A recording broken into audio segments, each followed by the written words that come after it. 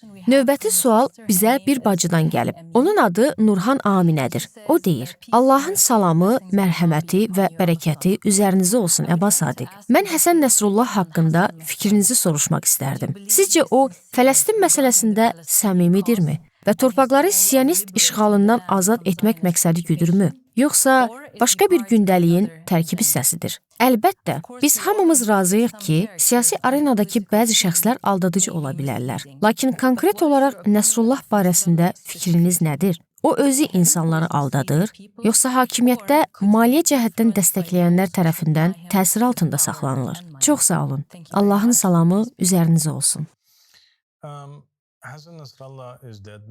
Həsən Nəsrullah artıq vəfat edib. Beləliklə, o artıq həyatda deyil.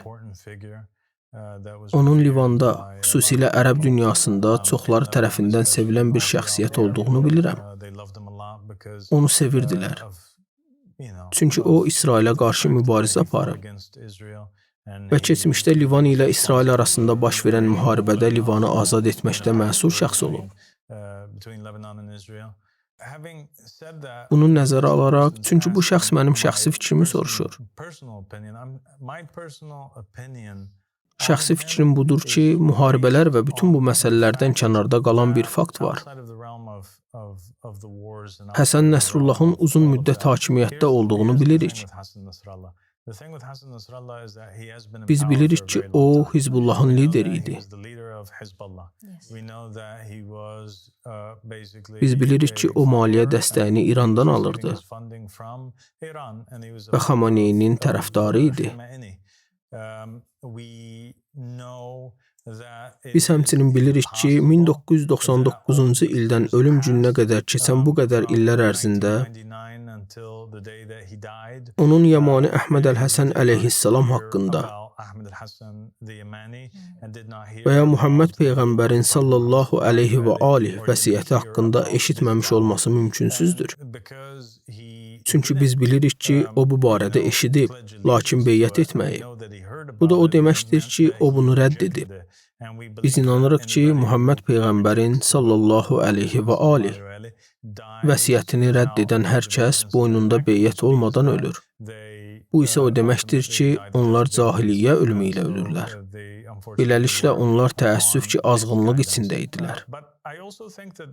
Lakin mən düşünürəm ki, burada eyni zamanda böyük bir aldatma da mövcud idi. Çünki mən Livana dəfələrlə səfər etmişəm.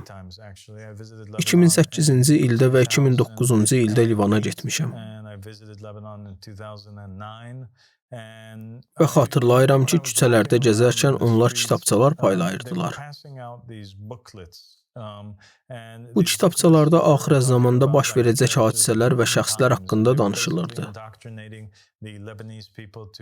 Onlar Livan xalqını inandırmağa çalışırdılar ki, Həsən Nəsrullah və Xameneyi axirə zamanın müsbət şəxsiyyətləridir.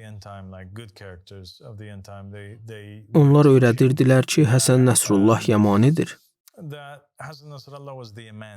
Və bu, onun faktiki olaraq Livana rəhbərlik etdiyi bir vaxtda baş verirdi.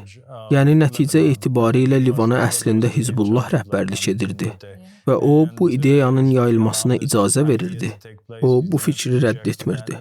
O, Əhməd Əl-Həsəni əleyhissalam rədd etdi. O, Ali Muhammedin qaimini rədd etdi. Biz həmçinin bilirik ki, Livan və İraqdakı şiə milisləri, o cümlədən Hizbullah, bir çox cinayətlərdə məsuliyyət daşıyır. Və siz bunu İraq və Livandakı şiə cəmaatından soruşa bilərsiniz. Onlar buna özləri şahidlik edəcəklər. Buna görə də düşünürəm ki, o adamın Allahla və ya Əhl-i Beytlə əleyhissalam heç bir əlaqəsi yox idi. Qətiyyən yox idi. Onun İmam Mehdi əleyhissalam ilə heç bir əlaqəsi yox idi. Allah və onun rəsulu ondan uzaq idilər. Bu mənim onun haqqında fikrimdir. Bundan əlavə, o artıq Allahın hüzuruna qaytarılıb və indi onu Allah mühakimə edir.